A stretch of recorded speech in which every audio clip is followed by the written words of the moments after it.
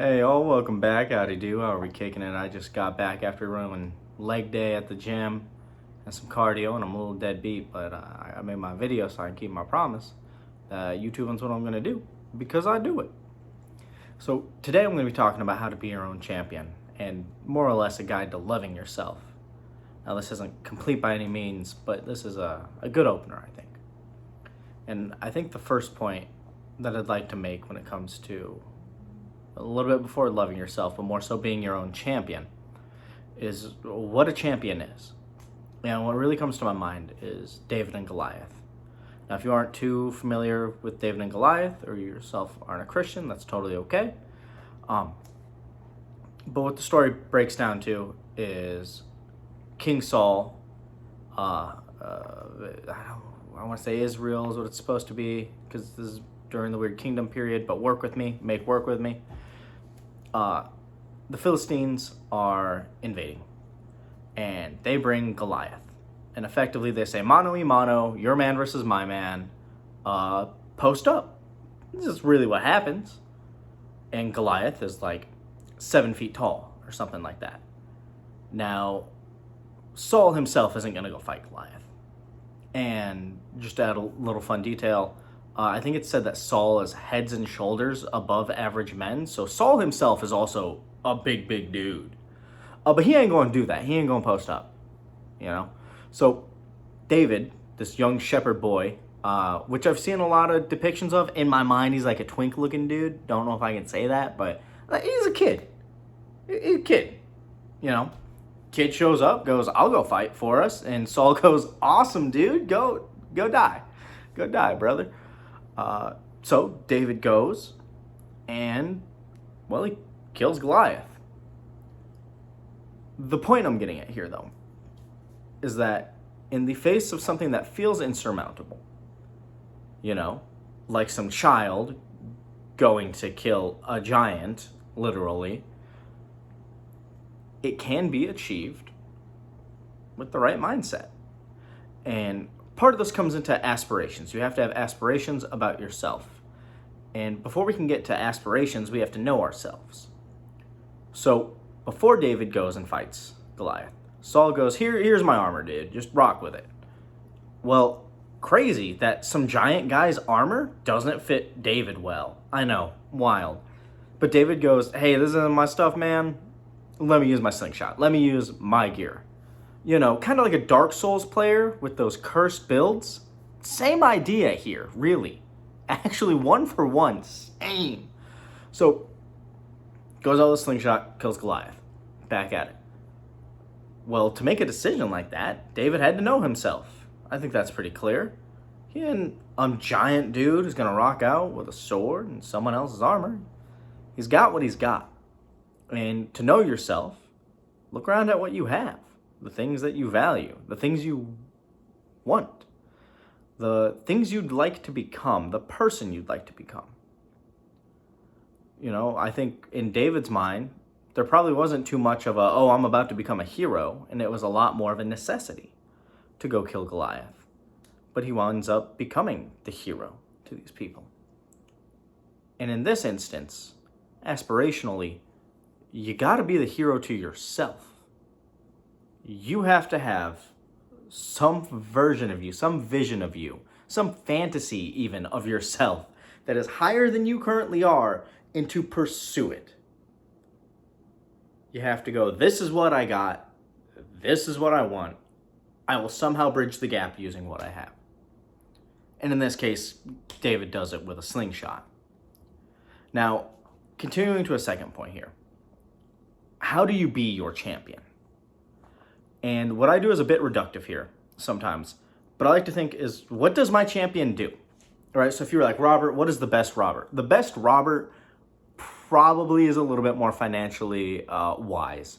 You know, not getting gas station breakfast every single day, waking up a little earlier just to make breakfast, save some money. You know, wakes up when the alarm clock goes off, doesn't try fighting it with the snooze button for sure. Goes to the gym regularly, practices guitar regularly, you know, does what he's got to do. Does this, makes videos, whether they're successful or not, just because I feel the need to make something. Now, with that, what does this fantasy Robert, in my mind, do that I'm not doing? What is the gap here that I now need to fill?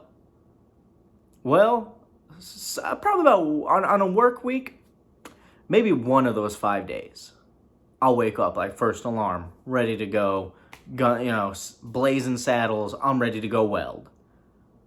Every other day though, it's like, whew, gas station coffee sound good. It's kind of cheap. Donuts aren't a good breakfast. They ain't got protein, but they cheap, and I can sleep in more, and the bed's cozy, and I ain't gonna wake my girlfriend up when I get up, and la-di-da-di-da, I can sleep in a little longer. But is that what I think I should be doing? No, really, I do think I should be getting up, and I should try to pursue actions or act on that and get up when that first alarm goes off. And this sounds like such a minor thing, but I think it's something a lot of us can relate to. The first step towards becoming the best version of yourself, in my mind, isn't, man, I play guitar, right? I'm not Lindsey Buckingham, okay? I'm not going to go rock some Fleetwood Mac. But it probably wouldn't kill me to practice my chords, practice melody, practice playing scales, right?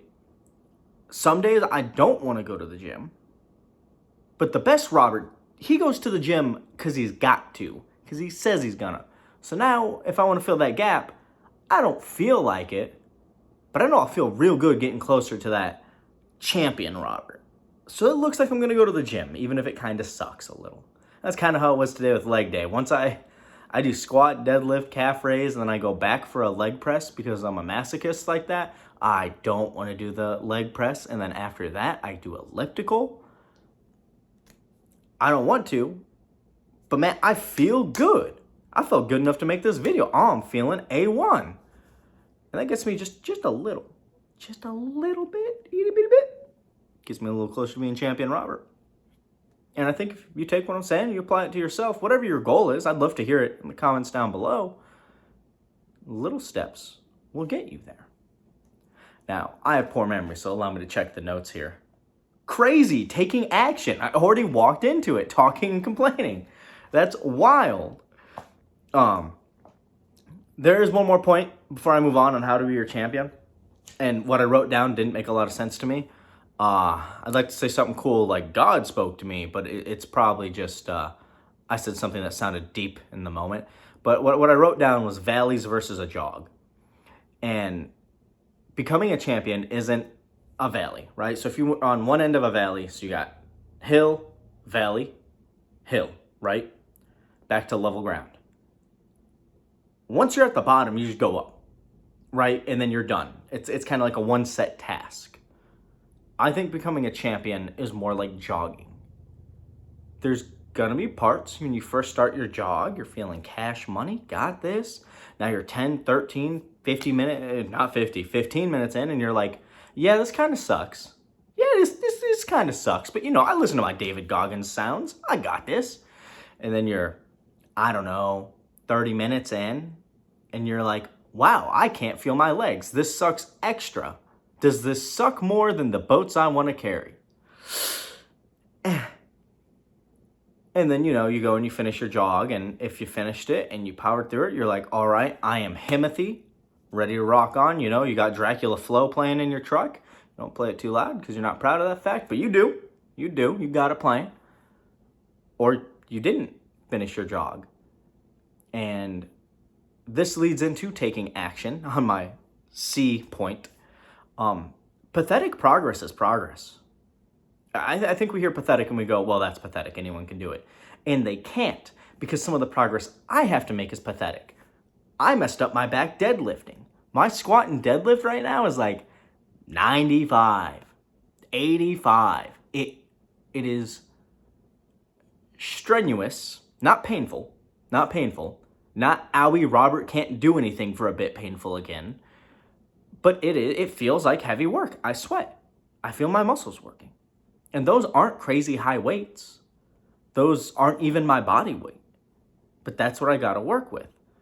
And while it sounds easy, pathetic action and effort is still action and effort. Progress isn't this cute little straight line. It can be a little slow and a little bumpy, but you don't need to think about it from high to low. You need to think about it from left to right, or whatever direction you read. But you're going from one end to another. And as long as there is a little bit of progress, a little bit closer to that finish line, that's progress. That's a win. You should be excited for that. I'm not saying you got to be ecstatic and go throw a party, but you should be rocking it, feeling yourself. You are doing something. Pathetic progress is progress, and that patheticness has to be as pathetic as you are. I am stealing that from Jordan Peterson. Don't sue me. I don't know how to get a lawyer in Canada. Now, the more important part of this, though, what it really adds up to is over time, all this patheticness, right, as you're getting closer and closer and closer to the finish line. This patheticness that started as maybe yay big, well, now a few months down the line, now it's 2, now it's 3 fingers. You sick bastards, don't you think that? But now you got like a fist, right, quit, and you got more momentum going to the finish line. And then as you near that finish line, or you hit it, you should be getting worried and concerned. Because as you become this champion, this imagined champion, this aspirational top dog, top tier Robert, as I'm trying to become. Well, now if I'm getting better, now my goals for me to grow have to move. Imaginary champion Robert that I become now has to be replaced with that champion Robert's champion. It's a continuous ladder, and it keeps carrying you higher and higher and higher. And I think it's important to accept this. We have this common idea that like, boom, you won. But if you're alive and breathing, the day keeps going, the days keep coming, smash mouth, prophetic like that. The days really don't stop coming. So you have to keep moving that goalpost as you progress and as you hit certain goals. And at the end of the day, the only winning that I think truly exists is as you progress towards your champion state, if you will, right? As you get there, a little higher, a little higher, a little closer, a little closer. Whoever the old you is, whoever you was yesterday, you're better than that jackass. You're way better than that jackass you were last week. As long as you're getting better. Not compared to me, not compared to your parents, a brother, no one else, but yourself. You're becoming your own champion. And sometimes it sucks, and it feels gloomy, and it feels like no progress is being made. But if you would, entertain the idea. Think about where you were last year, things you did not do that you wanted to, or changes that you've noticed. Maybe you've moved. Maybe, like me, you're going back to school to finish your bachelor's degree. Maybe it's small things. These small things still add up. If last year, like me, you couldn't cook for anything, and now this year, bro, I cooked a skirt steak, those thin little tepequeño steaks. I cooked one medium rare. My steak game on point. That feels good. Is that going to get me $1 million? No. Is it going to get me ripped in the gym? I mean, if I eat better, maybe. But that's progress, baby. That's progress. And we got to accept and love that as it comes to us. And let me see if I have anything else left in the notes. A message. There we go. The noble pursuit of working on becoming your own champion makes you a champion. That's deep past, Robert. I'm glad you wrote that. Don't know if I paraphrased or stole that, but that sounds deep, and I love it. And I hope you get something out of this. Rock on. I'd love to hear what you're trying to become, your champion goals. Other than that, y'all have a blessed one. Rock on, I don't know other goodbye expressions. This is the problem with trying to say goodbye in the South is it takes like 30 minutes. But rock on, y'all. Rock on.